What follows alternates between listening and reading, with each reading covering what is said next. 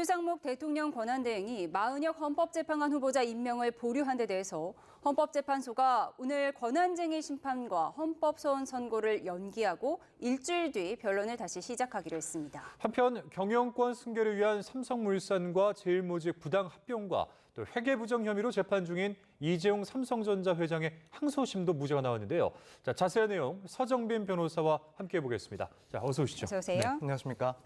네, 마은혁 헌법재판관 후보자 임명 보류가 위헌인지 여부. 이 선고가 오늘 오후 2시에 내려질 예정이었는데 임박해서 연기가 됐어요. 이런 경우 좀 이례적인 거 아닌가요?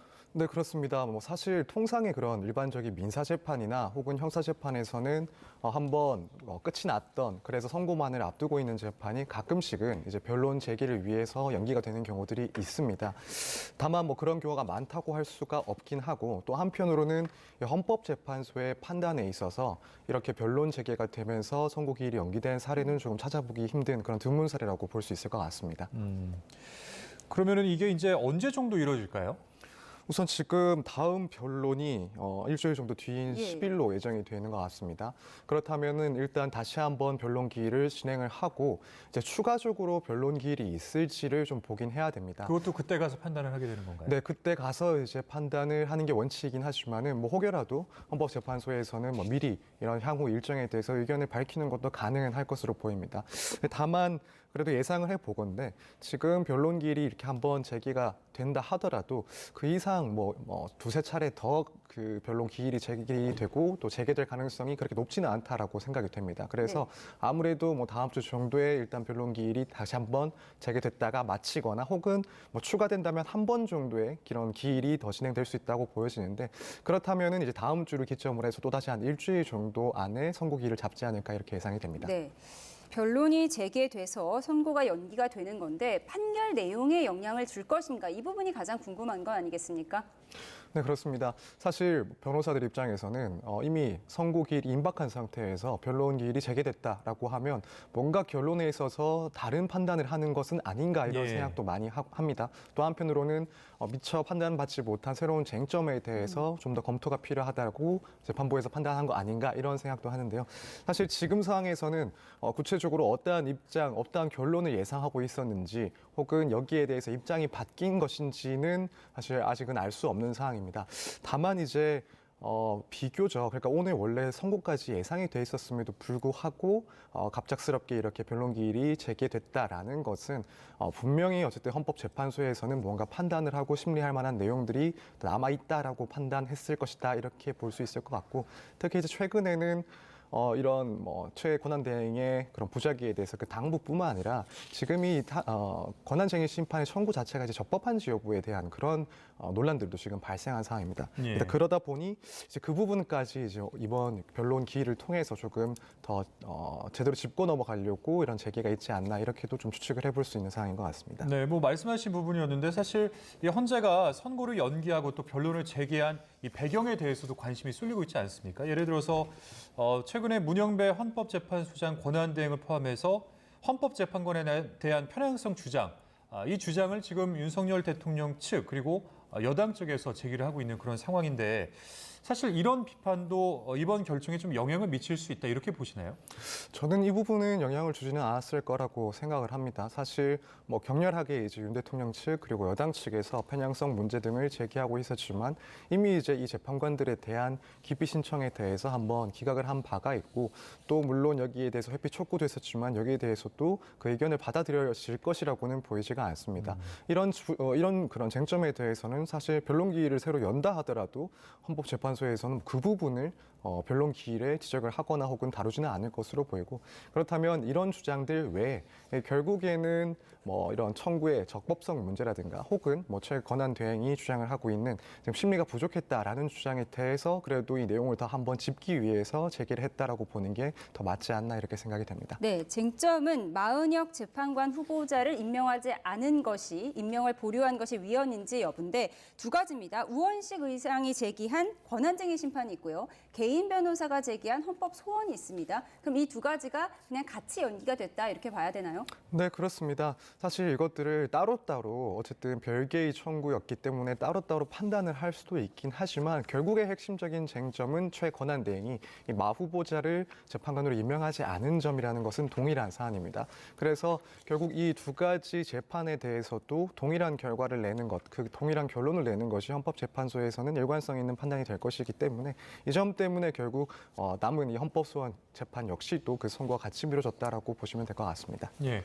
자, 이번 이 권한쟁의의 최대 쟁점은 최상목 권한대행이 말한 여야 합의 여부일 것으로 보입니다. 첫 변론 기일 당시의 상황 잠시 보시고 쟁점들 계속 짚어보겠습니다. 작용 요건을 갖추고 선출 절차에 하자가 없다면 바로 임명해야 된다고 보는 입장이십니까? 네, 그 점에 대해서는 네. 저희도 그런 의견이 없습니다. 알겠습니다. 그러면 여야 합의가 그 재판관 선출의 법적인 절차적 요건은 아니라는 그건 법적 입장이시죠? 요건은 아니라고 아니죠? 봅니다. 도대체 무엇을 근거로 두 분은 여야 간 합의가 있었고 한 분은 여야 합의가 없었다고 판단을 하는 것인지 그거를 판단할 권한이 그 권한 대행한테 있는 것이냐. 네, 헌법재판관들이 이 최 대행 측의 한 질문의 요지 어떤 걸로 봐야 될까요? 결국에는 헌법 규정상 이 대통령 혹은 대통령 권한 대행이 국회가 선출한 3명의 후보자에 대해서 임명을 해야 되는데 거기에 대해서 거부를 하거나 지연시킬 수 있는 규정이 없다라는 겁니다. 그렇다면은 절차적으로 이런 점에 대해서 어떤 이유에서 권한 대행이 임명을 멈췄는지 지연을 시켰는지에 대해서 물어본 것이고 또 그 최 권한 대행이 얘기하는 이 국회의 합의라는 것이 과연 이 절차적인 요건에 포함이 되는 것인지 그리고 만약 그게 포함된다 하더라도 그렇다면은 국회의 합의가 어떤 식으로 판단을 받아야 되는 건지 예. 이 부분에 대해서 결국 핵심적인 쟁점이라고 보고 질문을 한 내용들입니다. 네, 뭐 마은혁 후보자를 임명 보류한 것이 위헌이라고 나오더라도 뭐 바로 최상목 대행이 마은혁 후보자를 임명해야 하는 건 아니다. 이게 지금 국민의힘 측 주장이잖아요. 네, 일단 헌법재판소에서는 오늘 또 발표를 했듯이 네. 당연히 헌법재판소에서 이런 부작위 행위가 위헌이다라고 판단을 하면 여기에 따라서 이 기속력이 발생하기 때문에 최 권한 대행은 임명을 서둘러야 된다라는 입장을 다시 한번 밝혔습니다. 그런데 여기에 대해서는 헌법재판소에 대한 그런 결정에 있어서도 시기를 정해놓은 것은 아니니까 헌법재판소에 그런 결정이 있다 하더라도 따르지 않을 수 있다라는 이야기들이 얼마 전부터 계속 나오고 있는 상황이고요. 사실 법적으로만 본다면은 헌법재판소의 그런 결정은 모든 국가기관들을 구속하는 효과가 있기 때문에 사실은 서둘러서 그런 자기 의무를 이행을 해야 되는 것이 맞긴 하지만 만약이라도 어쨌든 일정한 시일이 걸린다거나 혹은 임명에 상당한 지연이 발생한다라고 한다면 이제 또다시 최고난 대행의 그러한 행위가 헌법을 위반한 것 아니냐, 예. 그래서 탄핵 사유가 되는 것 아니냐 이런 이야기들이 또 흘러나올 수가 있는 상황입니다. 네, 윤 대통령 측에서는 이번 청구가 각화돼야 된다 이런 주장도 있는데 이건 어떤 배경일까요? 네, 그러니까 지금 우원식 의장이 이 청구를 하면서 국회의 의결을 표결을 따로 거치지 않았기 때문에 이제 제기되는 문제입니다. 사실 이 주장은 헌법재판소에서도 조금 신중하게 들여다볼 내용이 아닌가 생각이 됩니다. 예. 과거에도 이제 국회의원이 정부를 상대로 권한쟁의 심판을 청구했다가 각하된 사례들이 몇 건이 있습니다. 이제 해당 사건들을 보면은 헌법재판소에서 판단하기를 지금 침해받았다고 주장하는 그 권한은 의원의 권한이 아니라 국회의 권한인데 그걸 국회의 그런 기관 중에 일부 기관에 불과한 국회의원이 별도로 청구하는 것은 부적법하다라는 내용이었습니다. 지금 앞서 말씀드린 것처럼 이제 국회의 표결을 따로 거치지 않고 국회의장이 국회의 이름으로 이런 권한쟁의 심판을 한 것이기 때문에 그렇다면 이전의 사례들과 비교했을 때 유사성이 있고 따라서 이 청구가 부적법하다라는 주장인데요. 이제 이 부분에 대해서는 헌법재판소에서도 과거에 조금 비교할 만한 그래서 각하를 시킨 그런 사례가 있던 만큼 여기에 대해서는 헌법재판소에서도 그 사례들과 동일하게 볼 것인지 아니면은 전반적인 상황을 봤을 때 국회의 그런 의결이 있었다라고 볼 것인지 혹은 국회의장으로서 국회를 대신해서 국회의 이름으로 청구를 할 수 있다고 볼 것인지를 상당히 고민해볼 그런 상황이라고 생각이 됩니다. 예, 재판관 임명 보류에 대한 이야기 나눠봤습니다. 형사재판에 대한 이야기도 해볼 텐데요. 경찰 특별수사단이 2번 구속영장 청구가 반려된 대통령 경호처 간부들에 대한 강제 수사에 착수했습니다. 네. 또 언론사 단수단전 의혹에 대해서도 살펴볼 계획인데 지난달 국회 국정조사 당시 상황을 보고 대담을 이어가겠습니다. 국회 계엄 해제 직후에 계엄이 지속되던 2시간 동안 어디 가서 뭐 하셨습니까? 증언하지 않겠습니다. 누구 만나셨습니까? 증언하지 않겠습니다. 이상민 증인 12월 3일 23시 37분 소방청장에게 전화로 언론사 단전 단수 조치 지시한 바 있죠? 증언하지 않겠습니다. 오늘의 이상민 장관의 이 비겁한 역사 죄인의 모습을 국민들은 똑똑히 기억할 것입니다. 정제된 수사와 재판을 통해서 나타난 도출된 사실들을 국민에게 알리는 것이 실체적 진실 접근이라는 면에서 가장 바람직하다고 생각을 합니다. 네, 김성훈 경호처 차장, 그다음에 이광우 본부장에 대한 구속영장 신청. 사실 앞서 이제 2번이나 있었는데 반려되지 않았습니까? 그럼에도 경찰이 계속해서 이제 강제 수사를 진행하고 있는 건 어떤 이유라고 봐야 될까요? 일단 이 두 사람이 받고 있는 그 혐의 자체가 무척 중대하다라고 경찰에서는 판단하고 있을 것으로 보입니다. 그래서 결국 문제가 되는 혐의점 중에 가장 중요한 것은 특수공무 방해죄인데 특히 이제 그 내용을 봤을 때 법원이 발부한 영장에 대해서 집행을 거부하면서 물리력을 행사해 공무원들의 그런 직무를 방해했다라는 그런 상당히 중요한 내용이 담겨져 있기 때문에 그런 사안의 중대성을 비교했을 때 아무래도 강제 수사를 더욱더 신경을 쓰고 있는 것으로 보입니다. 특히 이런 사안들 같은 경우에는 당사자가 부인을 하고 있을 때 아무래도 불구속 상태에서의 수사보다는 구속 상태의 수사가 수사기관 측면에서는 훨씬 더 용이한 측면이 분명히 있습니다. 그렇기 때문에 이런 점들을 고려해서 현 상황에서도 좀 강제 수사를 계속 고려하고 있는 상황으로 보여집니다. 네, 대통령 경호처에 대한 수사를 살펴봤고요. 이상민 전 행정안전부 장관의 경우에는 저희가 조금 전에 국회에 출석해서 이야기하는 모습을 보여드렸는데 국회에서 나와서 한 얘기와 검찰 수사에서 한 얘기가 좀 다른 것 같아요. 네, 그렇습니다. 사실 국회에서 한 이야기들을 봤을 때는 대통령의 그런 계엄 선포에 대해서는 통치행위다 혹은 당시에 이제 국무위원들이 상당히 조금 애매하게 반응을 했다라는 그런 취지로 진술을 해왔던 것으로 보여지는데 이제 정작 지금 드러난 그런 경찰 조사에서의 내용에 대해서는 이제 경찰 조사에서는 비상 계엄에 대해서 요건을 갖추지 못했다라고 생각을 한다는 진술이 있었다거나 혹은 국무위원 전원이 또 반대를 했었다라는 취지의 이제 발언을 하면서 국회에서의 그런 발언과 또 수사기관에서의 발언이 사뭇 다른 그런 상황입니다. 앞에 이제 11일 헌법재판소 증인으로 또 출석을 하지 않습니까? 여기서는 또 어떻게 증언을 할지도 관심인데 어떤 태도를 볼 거라고 보세요? 사실 지금 예측하기는 조금 힘든 것 같습니다. 일단 진술 거부권을 행사할 가능성도 상당히 있어 보입니다. 이제 본인에 대해서 현재 수사가 진행 중인 상황이기 때문에 헌법재판소에서의 증인 신문 과정에서 특히 문제가 될 수 있는 그런 쟁점들에 대해서는 진술 거부를 행사하지 않을까라고 생각이 들고 만약 일부 진술을 한다면 그래서 그 진술이 국회에서의 발언 그리고 경찰 쪽에서의 발언 그중에 어느 쪽을 따라갈까라고 생각한다면 그런 부분들은 아무래도 수사기관에서 했던 발언들을 상당히 따라가지 않을까 이렇게 예상을 하고 있습니다. 예. 그런가 하면 지난달 18일 서울 서부지방법원에서 일어난 난동 사태와 관련해 경찰이 배후 세력에 대한 추적에도 속도를 내고 있는데요. 예. 자, 경찰이 서울 서부지방법원 폭동을 선동한 혐의로 고발된 전광훈 사랑제일교회 목사 소환을 현재 검토하고 있습니다. 또 계엄 전후로 전 목사 발언을 확인해서 이 폭동 사태에 얼마나 영향을 미쳤는지 따져본다는 계획입니다. 관련해서 양동훈 기자 리포트 보고 돌아오겠습니다. 서울 서부지방법원 폭동이 일어나기 전 전광훈 목사는 거듭 국민저항권을 주장했습니다. 국민저항권이 최고의 권위니까 대통령을 서울구치소에서 모셔 나와야 되는 것입니다.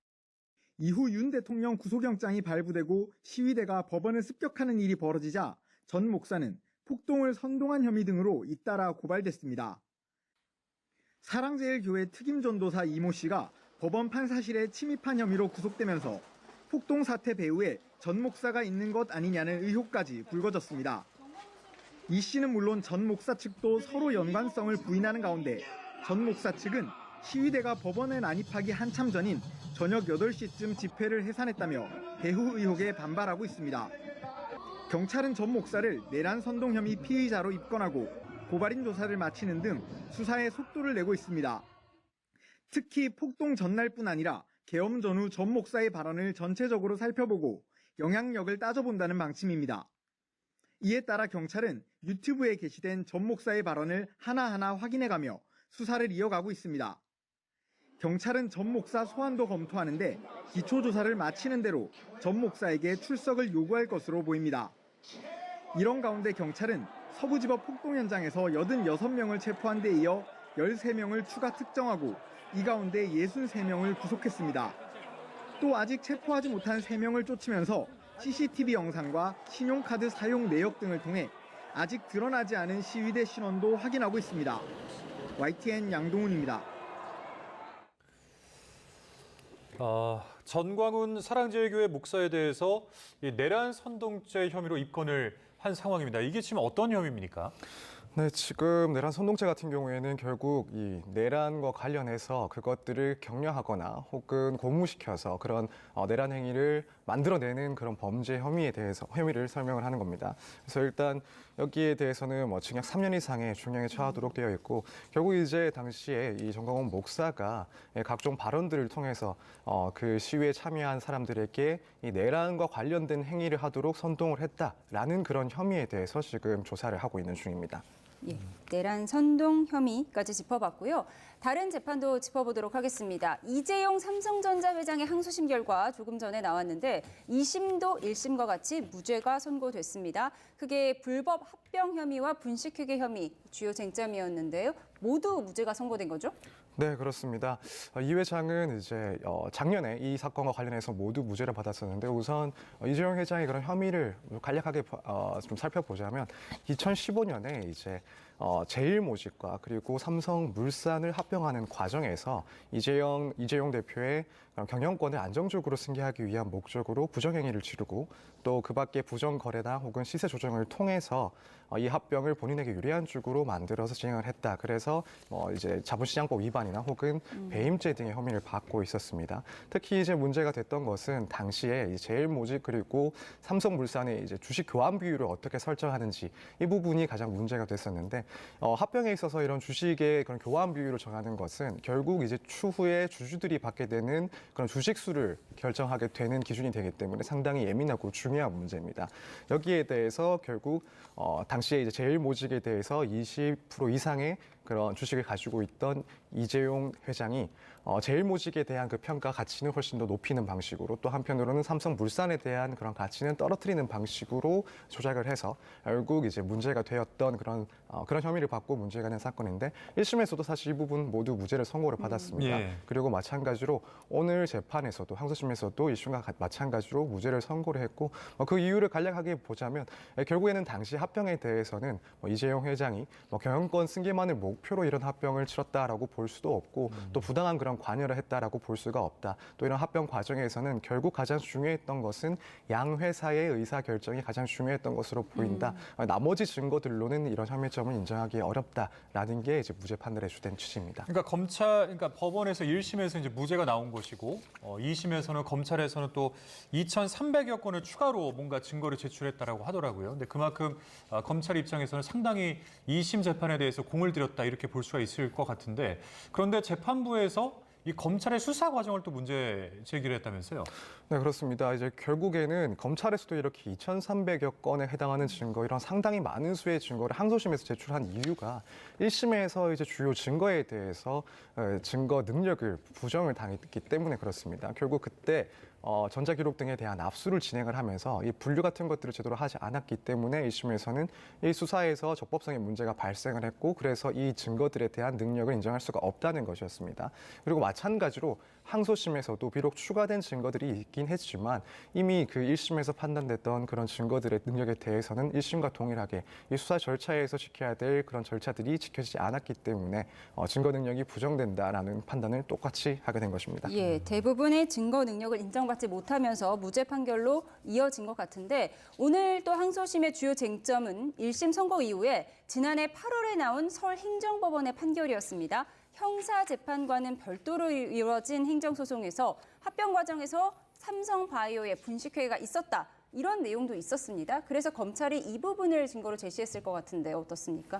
네, 그렇습니다. 이 부분도 검찰에서는 상당히 중요한 증거라고 판단을 하고 2심에서 제출을 한 걸로 보입니다. 특히 1심에서 무죄가 나온 이후에 받은 판단, 행정법원에서의 판단이기 때문에 당연히 중요한 증거로 보고 제출을 했던 것으로 알고 있는데 사실 그 밖에 다른 그런 증거들, 다른 사정들을 결국 이 항소심에서는 더욱 중요하게 판단을 한 것 같습니다. 그럼 이 행정법원의 판단을 다시 반박했다 이렇게 봐야 될까요? 네, 물론 이제 이 부분들은 결국 행정법원에서 판결문을 쓰면서 이제 그 판결 이후에 해당되는 내용들입니다. 여기에 대해서는 이 판결의 그 주문보다는 그 증명력이 상당히 떨어진다라고 볼 수는 있긴 하지만 그럼에도 불구하고 판결문의 한 일부이기 때문에 상당히 의미가 있고 증거적인 가치가 있는 부분이긴 합니다. 그런데도 불구하고 항소심에서 이것과 상당히 조금 배치가 된 듯한 그런 판단을 한 것은 결국 다른 사실들을 종합했을 때 이 부분까지도 조금 판단을 행정법원과는 달리 했다 이렇게 보여지는 영역이기도 하고 또 한편으로는 이제 앞서 있었던 상황은 결국에는 행정 처분이 적법하냐 위법하냐의 문제였고 지금 문제되고 있는 이 항소심은 결국 형사 사건에 관련된 문제입니다. 예. 이 형사 재판에서는 아무래도 이제 피고인에 대한 형법적인 그런 처벌을 하는 그런 재판이기 때문에 이 입증의 정도, 증명의 정도가 차이가 있을 수밖에 없습니다. 그렇다면은 이제 항소심에서 지금 이 재판부에서는 적어도 행정법원에서 판단한 그 이상으로 검찰 측에서는 이 유죄 혐의에 대해서 더 입증을 했어야 되는데 예. 그러지를 못했다라는 그런 판단도 마찬가지로 들어간 게 아닌가 이렇게 생각이 됩니다. 근데 사실 이 제일모직과 삼성물산 합병은 횟수로 10년째 되는 사건 아니겠습니까?